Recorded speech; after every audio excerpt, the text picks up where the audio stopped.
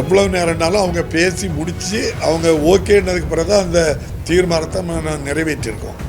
ஆனால் அந்த டிஸ்கஷன் டங்ஸ்டனுக்குள்ளே போனது எங்கெல்லாம் போயிட்டு பாருங்க. எதிர்கட்சி தலைவருக்கு உரிய மரியாதையை கொடுக்குறோம், அவங்கள பேசக்கு வாய்ப்பு கொடுக்குறோம், யாரைக்கும் தடை இல்லை. சட்டமன்றத்தில் ஆளுங்கட்சி எதிர்கட்சின்னு பார்க்கல. இன்னும் சொல்ல போனால் நீங்கள் கணக்கெடுத்து பார்த்தா ஆளுங்கட்சி உறுப்பினர்கள் 2 மடங்கு இருக்காங்க, எதிர்கட்சி உறுப்பினர்கள் தான் 2 மடங்கு பேசுவாங்க. யார் எந்த நிலையை எடுத்தாலும் சரி தான் தம்பி, சட்டமன்றம் நடக்கும், நல்லது நடக்கும். நம்முடைய மாண்புமிகு ஆளுநர் தான் நம்முடைய இந்திய அரசியல் சட்டப்படி இந்த மாநிலத்துக்கு ஹெட்டே அவங்க தான். ஆனாலும் அவங்களுக்கு என்ன ரைட் இருக்கோ அதான் பண்ணுறாங்க. நீங்கள் சரியா எதிர்கட்சி சொல்றது ஆரோக்கியமான விவாதங்கள் நடக்கிறதுக்கான போதுமான அவகாசம் இல்லை அப்படின்னு நீங்கள் அன்னைக்கு பார்த்தீங்க டங்ஸ்டன் டிஸ்கஷன் நடந்து என்ன நடந்து சொல்லுங்கள். எதிர்கட்சி தலைவர் எவ்வளவு நேரம்னாலும் பேசக்கு கொடுத்தோம், எவ்வளவு நேரம்னாலும் அவங்க பேசி முடித்து அவங்க ஓகேன்னதுக்கு பிறகு தான் அந்த தீர்மானத்தை நிறைவேற்றியிருக்கோம். ஆனால் அந்த டிஸ்கஷன் டங்ஸ்டனுக்குள்ளே போனது எங்கெல்லாம் போயிட்டு பாருங்க. செம்பரம்பாக்கத்துக்கு போய் அப்படி வரிசையாக ஒவ்வொரு இடமா அது இடம் மாறி போச்சு. இருந்தாலும் கூட பிரதான எதிர்கட்சி தலைவர் பேசுகிறாங்க, அதுக்கு உரிய அங்கீகாரம் கொடுக்கணும்னு சொல்லி மாண்புமிகு முதல்வர் விரும்புகிறாங்க. அப்போ நான் அதுக்கு அதை நிறைவேற்ற பண்ண மாட்டோம். எதிர்கட்சி தலைவருக்கு உரிய அந்தஸ்து மரியாதை அவங்க பேசினாக்கி அவங்களுக்கு என்ன ஒன்றோ அவ்வளோ கொடுக்குறோம். என்னொன்னே நீங்கள் அன்னைக்கு பார்த்துருப்பீங்க, 0 ஹவரில் எதிர்கட்சி தலைவர் எழுப்பியிருக்காங்க. உங்களுக்கே தெரியும், 0 ஹவரில் எதிர்கட்சி தலைவர் எழுப்பது அவருக்குடைய உரிமை, எதை வேணாலும் பேசலாம். ஆனால் அரை மணி நேரத்துக்கு முன்னாலேயாவது சொல்லியிருக்கணும் அந்த விஷயத்தை. அது பேரவை விதி அப்படி சொல்லுது. என் அவையில் சொல்லலை, அங்கே சொல்லலை. அதுக்கப்புறமும் நான் ஒரு ரூலிங் எடுத்து காட்டுதேன். மாண்புமிகு முன்னாள் சட்டப்பேரவை தலைவர் தனபால் அவர்கள் 2018 ஒரு ரூலிங் கொடுக்குறாங்க. அரை மணி நேரத்துக்கு முன்னாலேயாவது என்னுடைய கவனத்துக்கு சொல்லியிருக்கணும், நீங்கள் சொல்லலை, அதனால் நான் அலோவ் பண்ணலைன்னு சொல்லி ஒரு ரூலிங் கொடுத்துருக்காங்க. நான் அதை ரெஃபர் பண்ணனே தவிர நம்முடைய மாண்புமிகு முதல்வர் அது அனுமதிக்க தான் சொல்கிறாங்க. நம்ம அனுமதிக்கிறோம். 30 மாமன்ற உறுப்பினர்கள் கவனஈர்ப்பு தீர்மானம் கொடுத்துருக்காங்க. 138 கவனஈர்ப்பு தீர்மானம். ஐயா எதிர்கட்சி தலைவர் அவர்களும் திட்டக்குடியில் பைபாஸ் வேணுங்கிறதுக்காக லாரிகள் நிறைய போகுது ஊருக்குள்ள அப்படின்ட்டு சொல்லி அவங்களும் கொடுத்துருக்காங்க.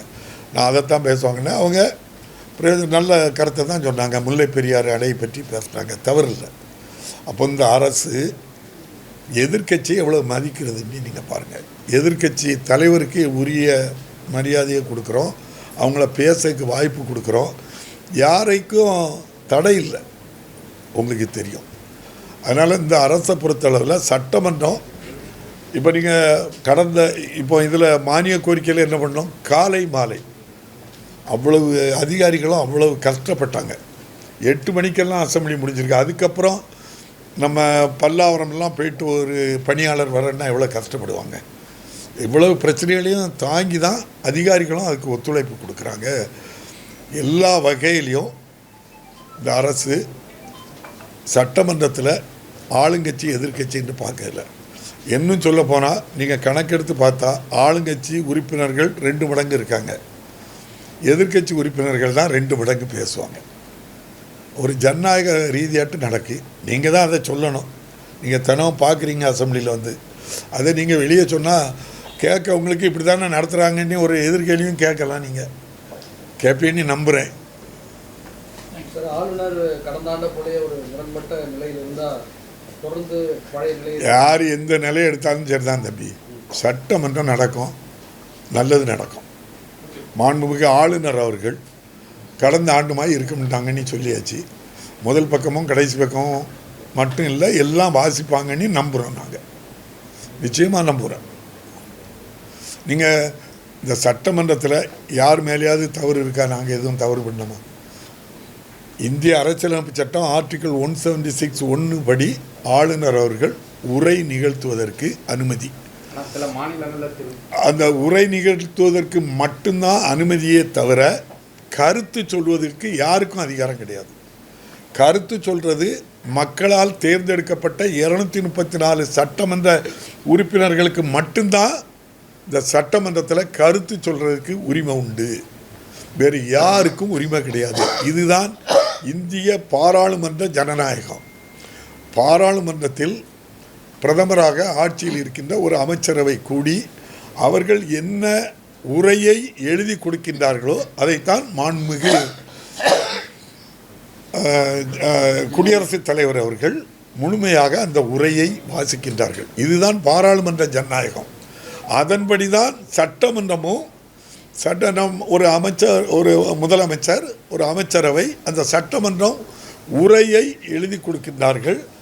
அதுவும் அவருடைய கவனத்துக்கு கூட கொடுத்து தான் அதை திரும்ப வாசிக்க சொல்கிறோம். அதை வாசிக்கிற உரிமை மட்டும்தான் ஆளுநருக்கு உண்டே தவிர தன்னுடைய சொந்த கருத்துக்களையோ சொந்த இஷ்யூகளையோ அங்கே சொல்கிறதுக்கு அவங்களுக்கு உரிமை இல்லை.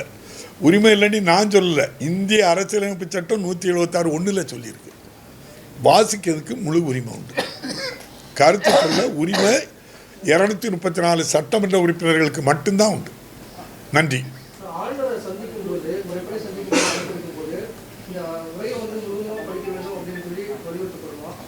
இல்லை, வலியுறுத்தலாம் முடியாது. மாண்புமிகு ஆளுநர் அவங்க ஹெட்டு, அவங்ககிட்ட போய் ஐயா நாங்கள் வாங்கண்டி தான் கூப்பிடுவோம்.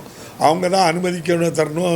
6ஆம் தேதி சட்டமன்றம் கூட்டுறதுக்கு அனுமதி அவங்க தான் தந்திருக்காங்க. நீங்கள் வாங்கண்டி நம்முடைய தமிழ் சம்பிரதாயப்படி அவங்கள மட்டும் இல்லை, இந்திய அரசியலமைப்பு சட்டப்படி நானும் நம்ம செக்ரட்டரியும் போய் அவங்கள அழைச்சி நேரில் கொண்டு போய் ஐயா வாங்கண்ணி அழைப்போம். உரிய மரியாதை கண்டிப்பாக வழங்கப்படும். உரிய மரியாதை, என்னென்ன மரியாதை ஆளுநருக்கு உண்டோ அனைத்தும் இந்த அரசு கொடுக்கும். அவங்க வேண்டியவங்க வேண்டாதவங்க இது பார்க்க வேண்டிய அவசியமே இல்லை, பார்க்க முடியாது. நம்முடைய மாண்புமிகு ஆளுநர் தான் நம்முடைய இந்திய அரசியல் சட்டப்படி இந்த மாநிலத்துக்கு ஹெட்டே அவங்க தான். ஆனாலும் அவங்களுக்கு என்ன ரைட் இருக்கோ அதான் பண்ண முடியும். இதுபோன்ற செய்திகளை மேலும் தெரிந்து கொள்ள எங்களது யூடியூப், ஃபேஸ்புக் மற்றும் ட்விட்டர் ஆப்களை சப்ஸ்கிரைப் செய்யவும்.